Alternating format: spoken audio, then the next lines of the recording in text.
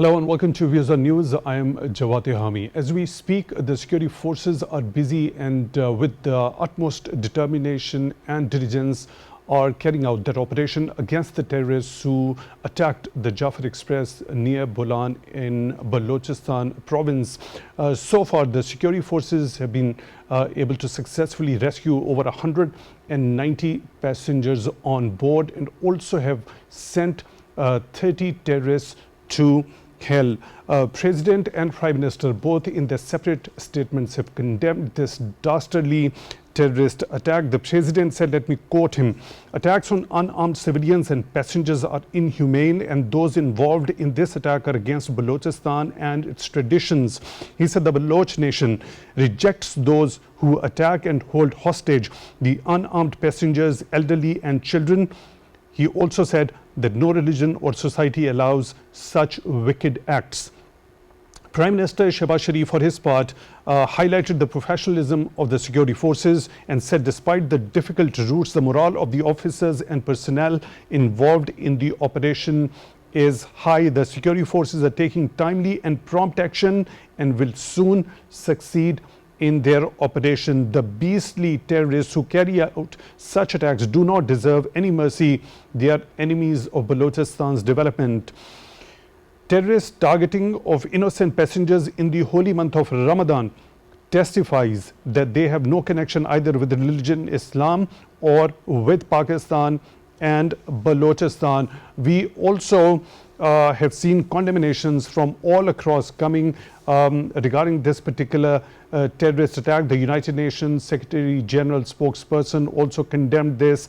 We have also seen the German embassy in Pakistan condemning this. The Iranian embassy in Islamabad also condemned this particular attack. Also, the United States Embassy in Pakistan has condemned this particular attack in the strongest possible terms, designating BLA, the Balochistan Liberation Army, as global terror group. There are multiple media reports that suggest that this particular banned outfit, Balochistan Liberation Army, which was designated as terrorist outfit back in 2006 by Pakistan, has claimed the responsibility for this particular attack. We have also seen Minister of State for Interior, Mr. Talal Chaudhary, telling a private news channel that many people had been taken off the train and were being used as human shields by the terrorists, and the security forces were treading carefully because of the lives involved, saying that the operation was still underway.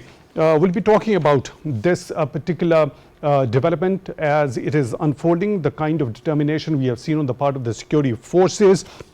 Also, in the light of the resurgence of terrorism in Pakistan, especially when we talk about Kabul being taken over by the Afghan Taliban. There are also multiple media reports suggesting that this particular attack is being handled from the facilitators who are present in Afghanistan. For all this, we are honored to have been joined in the studio by Mr. Sangeen Khan Panizai, security analyst. Mr. Panizai, thank you very much for being with us on the show tonight. Really appreciate that. On Skype, at the same time, we are honored to have been joined by Mr. Agha Ikrar Haroon, senior analyst. Mr. Haroon, thank you very much for your time also for being with us on the show tonight. Really appreciate that.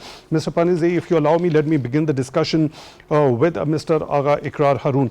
Mr. Haroon, let's begin with this particular statement by Prime Minister Shehbaz Sharif, saying that targeting of innocent passengers in the holy month of Ramadan testifies that they have no connection either with the religion Islam or with Pakistan and Balochistan. Who would do that kind of an act in this holy month of Ramadan? Please go ahead. Thank you so much, Hami. Absolutely, Prime Minister is right. Look at the barbaric events of last 24 hours. They had been targeting women, they had been targeting children, they had been targeting innocent civilians, and this is not the first time.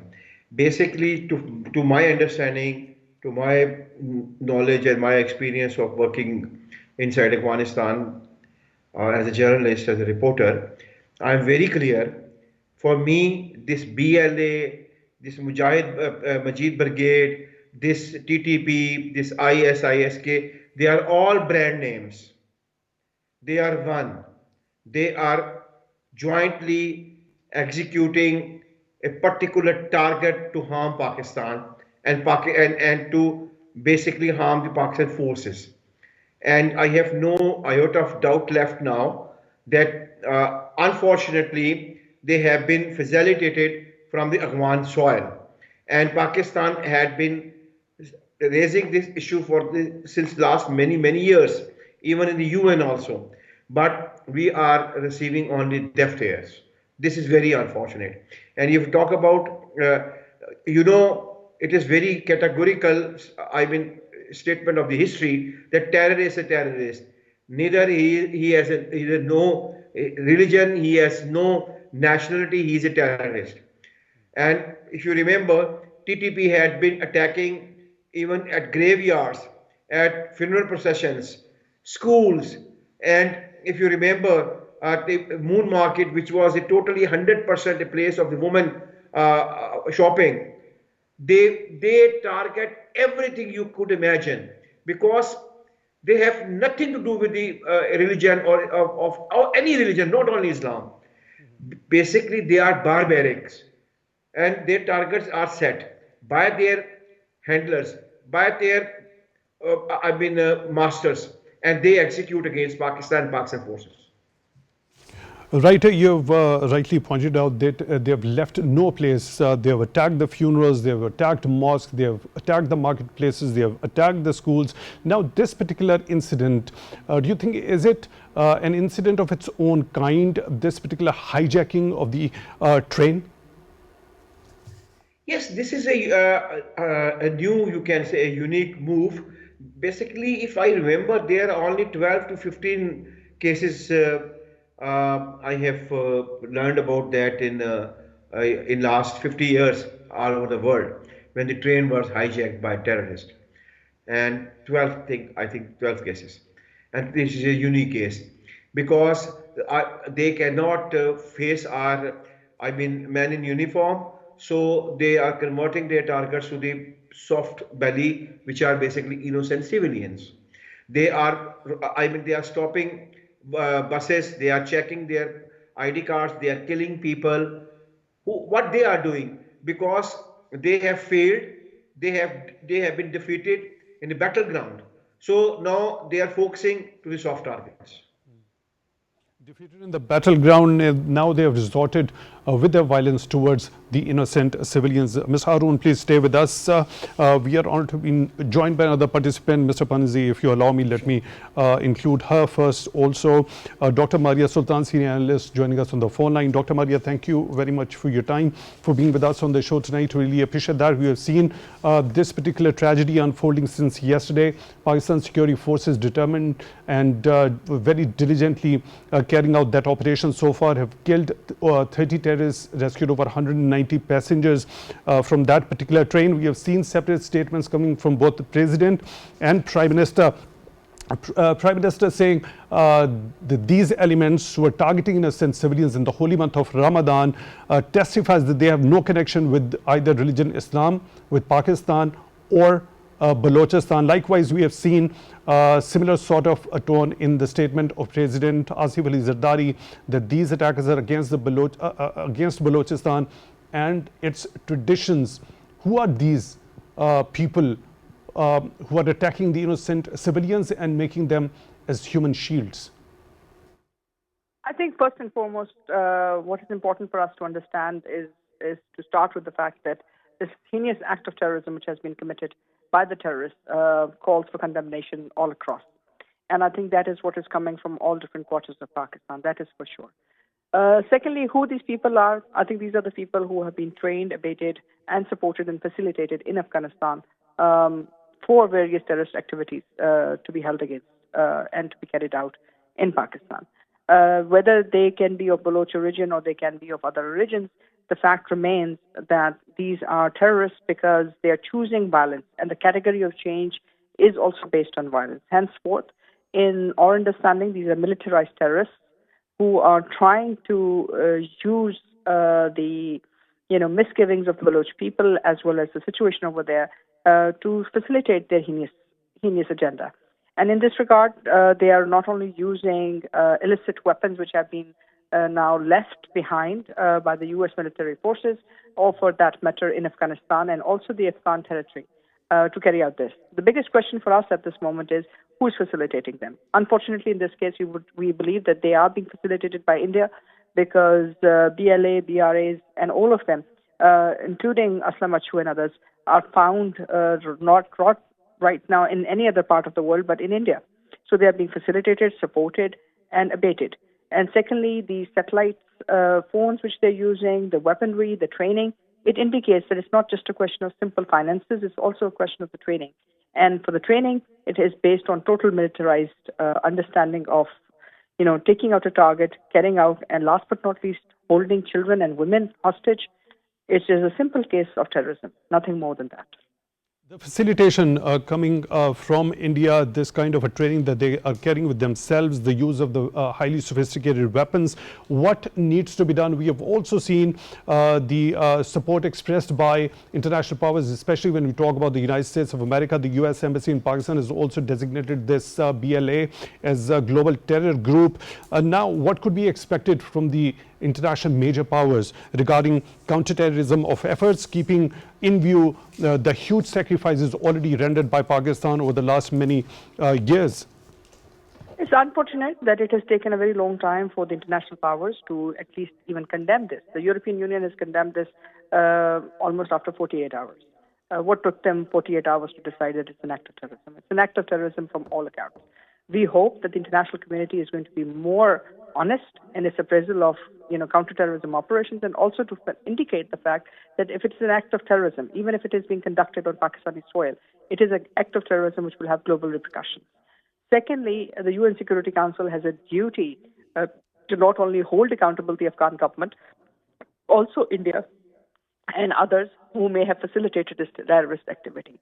It's not going to rest here, and neither is Pakistan ready for a second-seater position, because we believe that this is a matter which requires international intervention, not only international intervention, but international consensus that terrorism cannot be accepted as a category of change. It cannot be accepted as a category of, carrying out willful acts against the innocent populations of the world. And if that happens, then of course we need to take out affirmative action. For that, the UN Security Council, the Secretary General has to take account of the UN Security Council Resolution 1373, 1267.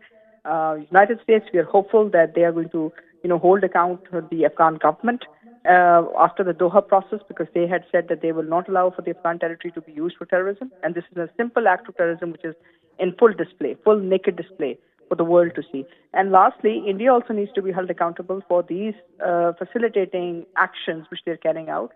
And by any angle, from any angle you look at what has happened, it is an act of terrorism. Nowhere you can turn around and say that it is anything else but an act of terrorism. And all those... Please go ahead. Please go ahead. Okay, so Dr. Maria, you specifically talked of Afghanistan and India. It's the responsibility of the United Nations Security Council to hold these countries accountable. I'll come back to you. Please stay with us. Mr. Panizzi, your understanding as to what could be the possible motivation behind this dastardly act of this particular banned outfit? We've seen they've been responsible in perpetrating some heinous crimes already in the previous year as well as during this particular year. First of all, thank you very much. As the other worthy speakers have mentioned, first of all, Islam is a religion of peace, and Islam, promotes peace. And it is in one of the first aspects we see when it is the Islam, Islam has given this the protection of peace, protection to the children, women, and the elderly during the war. Number two, allow me to pay rich tributes to our brave forces, security agencies, and all those civilians who have been taken, hostage, who have sacrificed during this terrorist act. Secondly, as the others, worthy speaker have just mentioned out, it is only and solely, purely an act of terrorism. And as responding to your question, what really led them to carry out this, heinous crime? If you see in the recent past, the BLA and carried out sort of activities that have created lots of shocks across the country. The way in increase and in frequency as well as in the intensity, there has been an increase of terrorist activities by the BLA. Secondly, what they are really expecting to gain their more relevance in the national media. So in order to project their power, we are still relevant. As what the speaker just mentioned about, without the external support, this terrorist group cannot thrive. So obviously, as the various reports suggest that there have been indications that they were in contact with our neighboring countries. When we know from both our eastern side and the western side, there are some elements they do not want stability in the country. So we can. They don't want stability in the country, particularly when you talk about the situation in Balochistan. We've also known for a fact India found involved red-handed in that very classical case of Kulbhushan Yadav. He confessed to sabotaging the projects of CPAC, involved in espionage activities. Now, specifically given the situation in Balochistan, could you elaborate in detail regarding as to the motives, are these motives specifically directed towards the CPAC? Obviously, one of the main aspects which they, presumably they say that targeting the investments of the Chinese. But unfortunately, we have seen the way they have targeted the innocent civilians, the non-combatants. Even I do not see anything which qualify anything if they are working for their cause. They have they stopped the travelers even from their own region, Baloch, and even those people who are working in Balochistan. They stop them. They take them out from the buses, from trains. So it is not one of the first incidents. They have done it prior to that. What they really are expecting to project sort of their relevance in the region. But I believe that what they are expecting, trying to project their relevance in the way we have this, the Chinese projects. But overall, it really reflects sort of, their frustration because the way people are not only solely airing them. So it really reflects their sort of frustration. Number two, they are using the shield as the Chinese projects. But overall, I believe that it only and solely qualifies as a terrorist act when it comes to the recent incident. Right, Mr. Agha Ikrar Haroon. Now, specifically talking about holding the two facilitators accountable, when we talk specifically of India and Afghanistan, as Dr. Maria Sultan has suggested that this is the responsibility of the United Nations Security Council. What could be the possible manifestations of holding these both countries accountable? Do you think are these manifestations going to be different when it comes to the case of Afghanistan, dealing with the Afghan Taliban over there, and when it comes to India? Look, day before yesterday, our permanent ambassador in UN, Munir Akram, has already very categorically raised this issue again and again. And day before yesterday, he again talked about that. Pakistan submitted dossiers about the Indian involvement in Pakistani terrorism in 2018, 19, 20, 21, 22, so on and so forth. What is the result? We found only deaf ear. Nobody is, taking them seriously.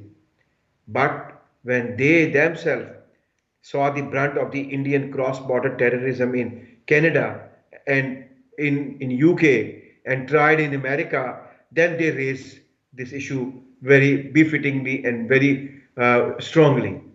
So this is basically, I can say,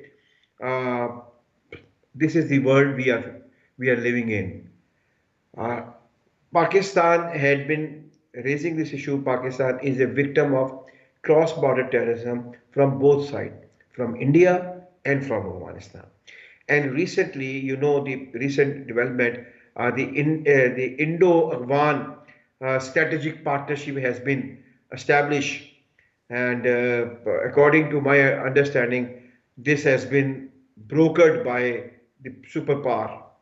So what Pakistan is facing? Pakistan facing two enemies at the two borders, and the world is not listening. This is the unfortunate circumstances Pakistan is going through. And secondly, one very important thing I want to share with you, with your permission. Pakistan should also be now where should take a decision for next 20 years.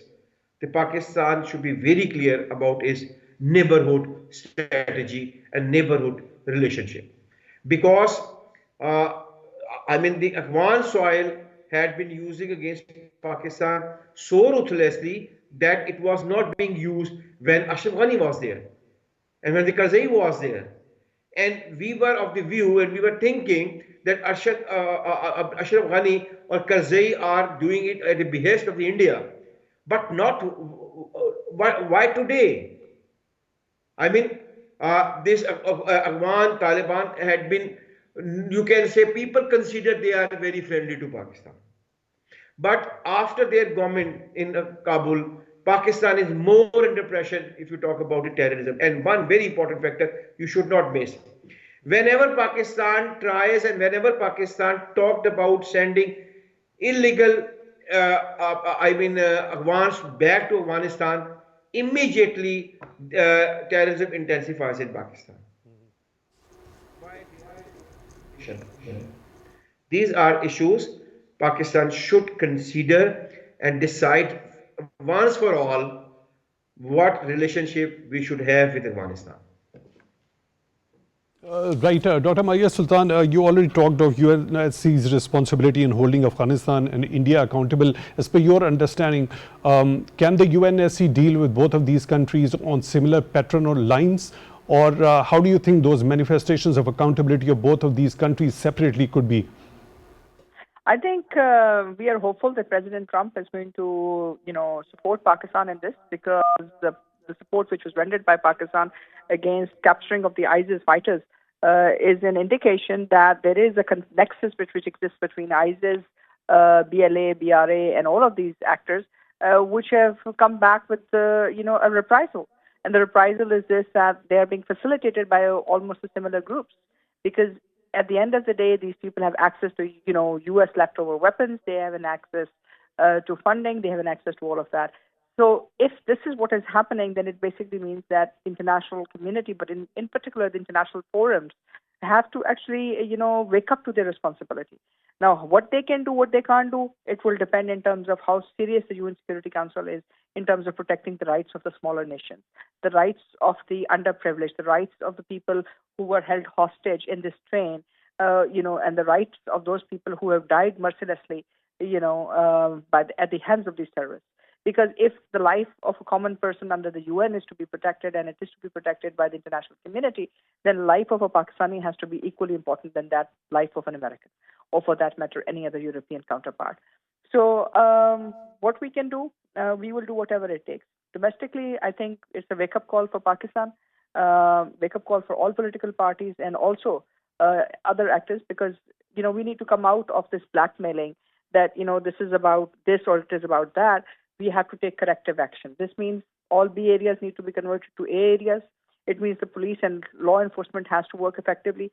Justice system has to move forward, and border security arrangements have to be redone. And if it also means talking about the Afghan population to be sent back or to be renegotiated with the Afghan government, we need to do that. Because if we don't do it, then there is no end to these killings. There is no end to us being, or people being held hostage for such things. And Pakistan has had it enough. So as far as Pakistan is concerned, this is an all-out war, and keeping our people hostage and putting this is unacceptable by all standards. Also, a coincident, as Mr. Agha Ikrar Hanoon has alluded to the fact, whenever there is a talk of sending the illegal Afghans back to Afghanistan, such type of acts of terrorism considerably increase. It's true. We are not ready to be held hostage. We are not ready to be held hostage to terrorism. Terrorism did not pay Afghanistan. Terrorism has not paid India. And it is not likely to pay all those others also who are using the Afghan territory for their nefarious designs. Whether it is ISIS, whether it is any other establishment which is supporting these people. The fact is very simple. If they are going to aid and abet terrorism, the response from the international community, from Pakistan, and from all common citizens of the world who believe that the right of people to life is far more important than the right of them to be terrorized, will stand together. And we stand together, and in this case, whatever action has to be taken, we should take that action. And hopefully, this time, once the data comes out, it is going to be quite a lot. Right, Dr. Maria, please stay with us. Mr. Panizai, what could be expected when it comes to holding India accountable? Is there any specific mechanism that could be expected from FATF to be implemented in this particular regard? Well, there are various means that we can take, but unfortunately, for the last couple of years, I mean, indicate Pakistan, which has been a victim of terrorism, but unfortunately, the world has been quite lethargic. But when it comes to specifically funding these terrorist groups, I think there are various. It comes under the ambit of the terror financing, and right. So, is there any role or responsibility that should be seen from Financial Action Task Force to hold accountable? Exactly, that's what Pakistan has been unfairly, subjected to. That's the fact of when it comes to the, what about India? Stopping. Yes, all it requires are robust diplomatic efforts at the international level. I mean, recently the way a couple of statements have been pouring in condemning such kind of terrorist groups. I mean, it is high time the world recognizes the Pakistan efforts against the counter-terrorism and hold both not only the India but as well as putting lots of string attached to the Afghan sitting regime, that what they are doing. I mean, allow me to say, if we see, there are a couple of reports which suggest there is this nexus between the BRAS, the BLA, BRA, and between the regime in Afghanistan, TTP. So that sort of reflects a very dangerous trend, because we have seen after the withdrawal of the American forces from Afghanistan, which left a couple of billion of dollars of the weaponry. I mean, those weapons have been sold out to these terrorist groups, to BLA, BRF, and they are a couple of reports suggest that they have been using against our own innocent people. So that's the external case. What we can do, I mean, at the international front, we can expedite our diplomatic community. We can, engage our, our allies, our friends, China, the Gulf countries, even the American administration. They have, started, acknowledging the Pakistan efforts against terrorism. I mean, when it comes to Afghanistan, I mean, they need to understand, since we are the neighbors, it is Pakistan which have been gracefully hosting the Afghan, our brothers, but the way what they are responding, that's unacceptable. They attack on Pakistani citizens, that is an attack on the national security of Pakistan. I think it's high time for us as well to come out of this political blaming, political gimmicks, and we should stand just like we stood in back 2014, all national parties that came, and I expect here in Pakistan as well, the all political parties, they should come and they should support our intelligence agencies, our forces, to give a very unified stance against these terrorist groups. And inshallah, I'm quite hopeful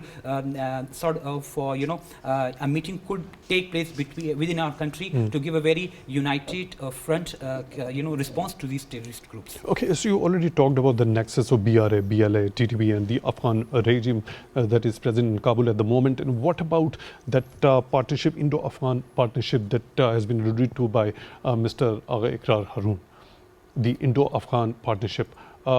He's also, and we have seen, there was a consideration at that particular point in time when there was an understanding that during Hamid Karzai's and Ashraf Ghani's government, there was a clear-cut nexus of the Indian intelligence agencies involved in sabotage and espionage activities. What about this current partnership between India and Afghan that government? needs to be looked upon very cautiously. I mean, no doubt, as you in the very onset mentioned, that the incarcerated Indian agent Gulbashan Yadav said that he has been carrying out terrorist activities at the behest of the RAW, the Indian Intelligence Agency. What this reflects is the Indo-Afghan nexus. I mean, obviously, instability in Pakistan obviously benefits our arch enemy, that is the India. India would never ever want to have a good foster peaceful and good corridor ties between Afghan government and Pakistan. So obviously they have this sort of strategic ambitions to gain the confidence of the Afghan Taliban to create instability. And recently we have seen the way now these terrorist groups, they were in contact with through satellite phone, through their Afghan facilitators. So it indicated they were taking facilitation guidance rebels from Afghanistan. So Afghanistan cannot go scot-free, since they were a signatory to the Doha Peace Agreement, and they were bound to take decisive action through their land would not be used against any country. But unfortunately, ever since the Afghan Taliban has taken over Pakistan, has been the repeated victim of terrorism through them. And I think, I expect so, they at the earliest possible, they take possible action against terrorist groups and address the concerns of Pakistan. Otherwise, I expect it would not be in favor of them, since they are looking for the international recognition, they are looking for the international legitimacy.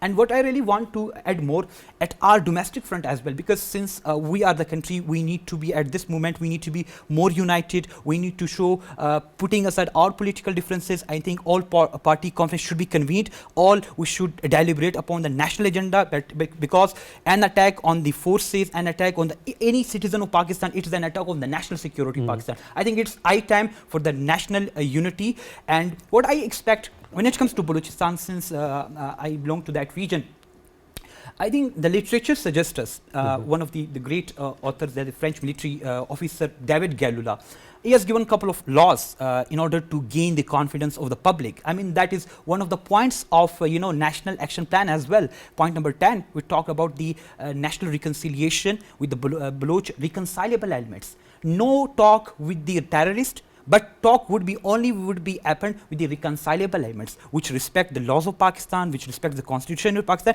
which do not attack the forces, which do not attack the citizens of Pakistan. So in this regard, what David Galula suggested, winning the hearts and minds of the people. If the people stands by our forces, our institution, I am quite sure we can easily eliminate them. And for that, we need to have effective governance system in Balochistan. I think it's high time. It is up to us. We need to improve our governance system, and for that we need to put aside our political differences. And at the security front, I believe that we need to recalibrate our counter-terrorism strategy and counter-insurgency strategy. That needs to be taken into account, because such kind of incidents have happened back in the past as well. So it amazes me. I mean, it is the responsibility of the government of Balochistan as well to ensure the effective security measures, because back in the past, the military operation back in the past, they have been successful. Operation Zarb-e-Azb, Operation Radul Fasad, and so on and so forth. But unfortunately, the issue lies in post-political vacuum, when nobody is there, the lack of political engagement, nobody owns that. So I think when there is effective governance, winning the hearts and minds of the people, and ensuring long-term commitment to the people, I'm quite sure, inshallah ta'ala, such kind of incident would be stopped with the collective national conscience. Right. Mr. Ikrar Haroon, if the international help doesn't come, what are the options at the hands of Pakistan? What should we be doing at home? I think international support would not come. If it could have been come, it should have become just after Ahmed Zawari was killed in Kabul, just after 2 months of Afghan government. There was no response for the international powers. Where was the Doha Accord? Nobody, although Ahmed Zawari was one of the most wanted men on earth, but its killing in Afghanistan, in Kabul, that was not taken very surprisingly or seriously. That was very clear indication. Whatever is happening in Afghanistan, and whatever Afghanistan is doing with any country, your international powers would not, banish or snub Afghanistan. Options left for us. Ahmed Zawari was killed in Kabul. There was no hue and cry. Only 2 or 3 days news items and everything was gone. Because Afghanistan basically is a very important tool to stop Chinese advances and Chinese, you can say, influence and Chinese economy. And that is why Afghanistan and India strategic partnership has been broken by powerful countries, because target is China. So for that matter, Afghanistan is very important. By sitting in Afghanistan, you can target CPAC, you can target BRI, you can target even the Central Asian states, where the BRI is very effectively working. So Afghanistan and Afghan Taliban are very, very promising friends of superpowers, and they had been filling their, their pockets through different kind of supports, which has been just, surface after this, you can say, US aid fiasco. And there are reports the Afghan Taliban had been directly receiving funding from America of over $8 billion per year. I mean, you was talking about the funding of terrorists. America was funding this bona fide terrorists who are on the list of the world terrorists. When the Americans were funding directly to them, who was caring? What about Pakistan's recent effort, the handing over of that mastermind of the Abbey Gate attack in Kabul? Pakistan has to look after itself. Pakistan has to be very clear that nobody would come to support Pakistan, and nobody ever came. We won this war against terrorism independently, alone. Nobody helped us. But unfortunately we defeated the war in a political arrangement of the previous government with the Afghan government. And these terrorists were re-invited, resettled in Pakistan. Right, Dr. Maria Sultan, we have seen Pakistan's US Embassy in Pakistan has designated BLA as a global terror group. It was designated back in 2006 by Pakistan as well. How do you look, how significant this particular step is and what sort of impact it would have? Also, keeping in view the recent success of Pakistan of handing over that mastermind of Abbey Gate attack to the US, and US President Donald Trump thanking Pakistan in that particular joint address to the Congress. Do we expect any sort of help or assistance coming in counterterrorism domain from the US? We should be hopeful because we believe that the United States has a very important role to play in counterterrorism, in particular for the fact that the Afghan government needs to take responsibility of what they had committed in the Doha Accords. And also the fact that, you cannot allow for American weapons, which might have been left behind in Afghanistan, to be used by terrorists. And by the fact that, most importantly, they are creating regional instability, they are keeping people hostage.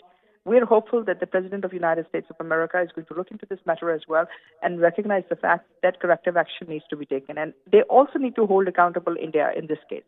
Because, irrespective of how strong their strategic partnership is with them, we have seen that India has acted totally irresponsibly when it comes to their own agenda.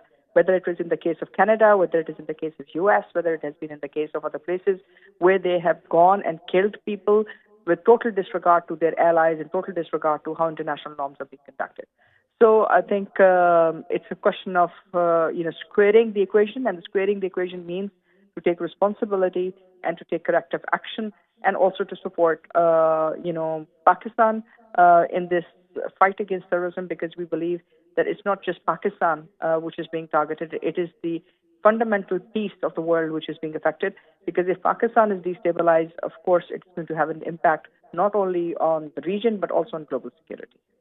Dr. Maria Sultan is joining us on the phone line. Thank you very much for being with us on the show tonight. Really appreciate that. Mr. Panizi, one last question. Your expectation from the US in particular after the recent episode of Pakistan handing over Sharifullah, the terrorist involved in that Abbey Gate attack, and also the US Embassy in Pakistan designating BLA as a global terror group. I think that's very positive outcome that we need to see. Recently, the American administration, they have asked the Afghan regimes that the weapons that were left over, that needs to be returned. So might be they have this sort of thinking that could go in the wrong hands. So I think in the recent past they might be looking for some sort of space. I think long back the Pakistan and US used to see this transactional relationship through the lens of the Afghanistan. Now I think it's high time, and there must be some sort of talks regarding this. And recently the Trump administration has praised the Pakistan Pakistan counter-terrorism efforts. Now, I think what needs to be done before we expect, I think we need to further securitize, internationalize this issue that how Pakistan is being affected through the nexus of two terrorist groups being supported by two our neighboring countries. I mean, living in a responsible international security environment. I mean, a nuclear responsible state should not be behaving like this. The way India is sponsoring terrorism, state-sponsored terrorism, using a one land, affecting the instability, creating instability in Pakistan. So I think for that, before we expect, we need to do some more sort of homework. Diplomatically, we need to engage more diplomatic missions in the America and through European capitals that Pakistan is the victim. However, it is the neighboring countries, specifically Afghanistan and India, that is creating, instability in the region. So I believe we can expect some counter-terrorism, arrangements in this regard, because they are also expecting this sort of, non-cooperative behavior from the Afghan Taliban, because Trump administration has already told to return sort of weapons. So I believe there might be some spaces from the Trump administration. Mr. Sangeem Khan, Panizai, security analyst, thank you very much for joining us in the studio for this episode of Views on News Tonight. Really appreciate that. Mr. Agha Ikrar Haroon, senior analyst, joining us on Skype. Thank you very much for your time, also for being with us on the show tonight. Really appreciate that. With that, we come to the end of today's episode. Till the next one, take good care of yourselves.